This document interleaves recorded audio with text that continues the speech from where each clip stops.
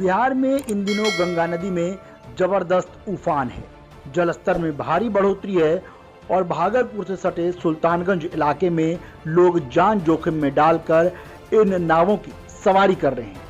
इन तस्वीरों को देखिए, नाव किस तरीके से खचाखच भरी हुई है और इस नाव पर सुरक्षा के कोई भी इंतजाम नहीं है। ऐसे में जरा सी लापरवाही यदि होती है तो किसी भी बड़े हादसे को यहाँ पर बेवजह न्योता दिया जा सकता है। गंगा नदी इन दिनों खतरे के निशान से ऊपर बह रही है। पटना से लेकर भागलपुर तक गंगा नदी का रौद्र रूप हर दिन बिहारवासी देख रहे हैं। लेकिन उसी बीच सुल्तानगंज के अजगैबीनाथ धाम के पास की ये तस्वीरें बता रही है कि प्रशासन की लापरवाही और लोगों की लापरवाही किस तरीके से किसी भी बड़े हादसे को अंजाम देने के लिए काफी है।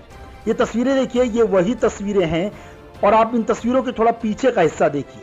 यहाँ पर ये वही सुल्तानगंज का पुल है जो हाल ही में भ्रष्टाचार की भेंट चढ़ गया था।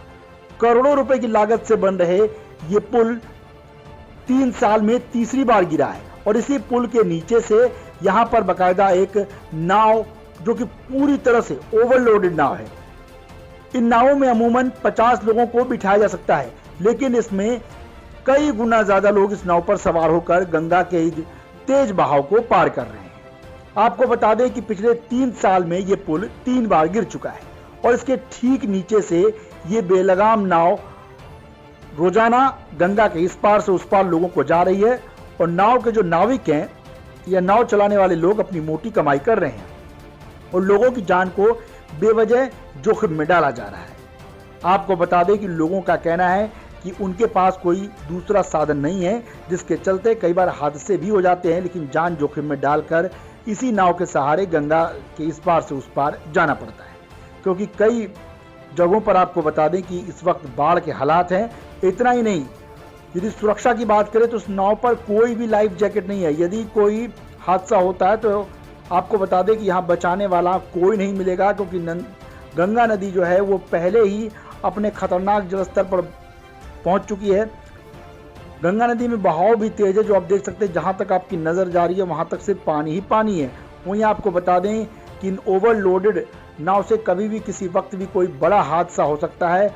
वहीं आपको बता दें कि प्रशासन से जब इस बारे में हमने सवाल पूछा तो उन्होंने कहा कि मामले की जानकारी सामने आते ही ऐसे मामलों पर कार्रवाई की जाती है, लेकिन ये तस्वीरें बता रही है कि कार्रवाई कितनी की जाती है वो इन तस्वीरों को देखकर आप समझ सकते हैं।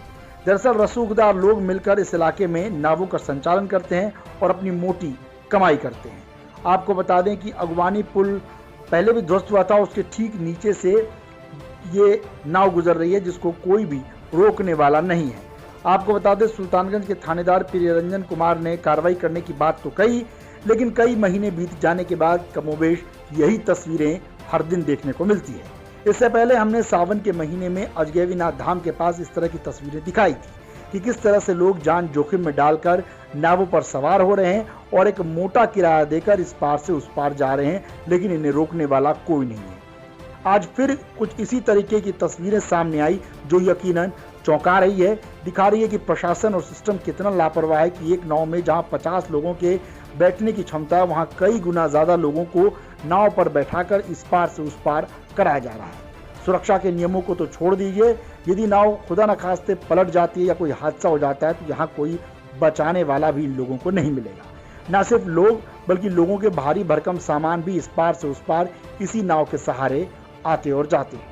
यहाँ पर इन नावों को कितनी परमिशन है, कितनी इजाजत है, इस बात की लिखित तौर में कहीं भी कोई जानकारी उपलब्ध ही नहीं है। अधिकारी एक दूसरे पर सिर्फ कार्रवाई करने की बात कहकर मामले को चलता कर देते हैं, लेकिन ये तस्वीरें बता रही है कि गंगा नदी में कभी भी कोई बड़ा हादसा हो सकता है। तो फिर हादसे के बाद इसकी जिम्मेदारी कौन लेगा? सुल्तानगंज से ब्यूरो रिपोर्ट न्यूज़ वोर।